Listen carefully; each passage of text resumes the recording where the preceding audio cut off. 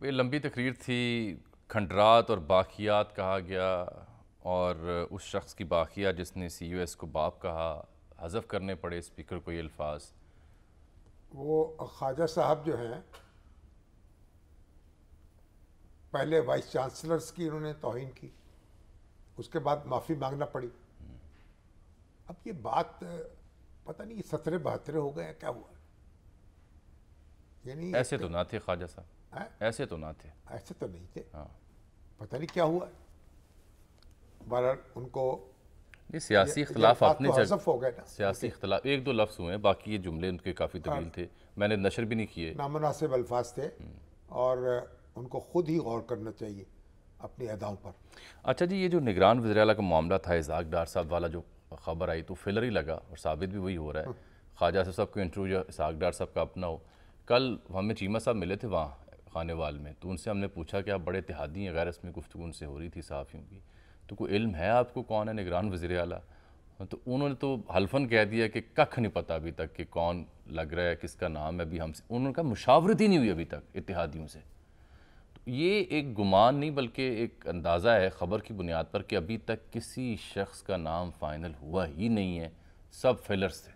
ہو جائے گا، یہ تو ابھی جو میرا خیال جو اسحاق ڈار صاحب کے دشمن ہیں نا، اچھا، انہوں نے یہ خبر اڑائی لگتا ہے کہ ڈار صاحب وہ ہوں گے، نگران وزیر اعظم لیکن ڈار صاحب تو تیاری ہی پکڑے بیٹھتے تھے، انہوں نے کیا تیاری پر، وہ تو بڑے وہ مروت میں انہوں نے کہا کہ کورنش بجا لائے کہ ادابر سے۔ وہ تو سنجیدہ ہوا بیٹھے تھے۔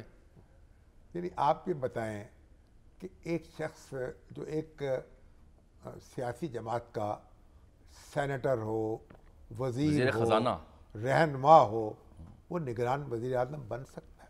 ایسے وہ سسٹم غیر کیا اعتماد جانبدار وزیر اعظم کہلایا جا سکتا ہے؟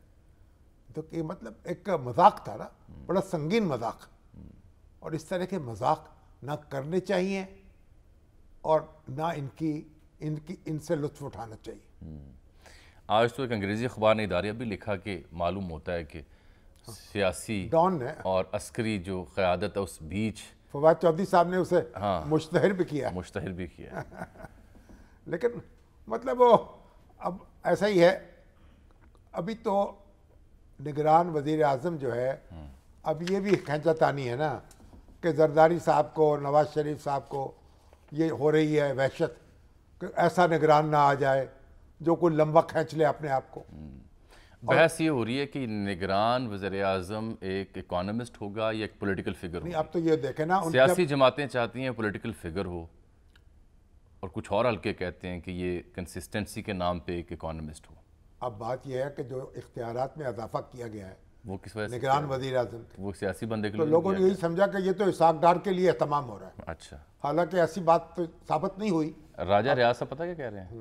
وہ کہتے ہیں 10 سال بھی انتخاب نہ ہو تو کوئی بات نہیں، کیونکہ ابھی چیلنجز بڑے سنگین ہیں جو درپیش ہیں، اور انہوں نے کہا میں نہیں سمجھتا ڈار صاحب نگران وزیر اعلیٰ آئیں گے، اور ڈار صاحب کے آنے کا مطلب ہوگا کہ انتخابات 2 سال تک نہیں ہوں گے۔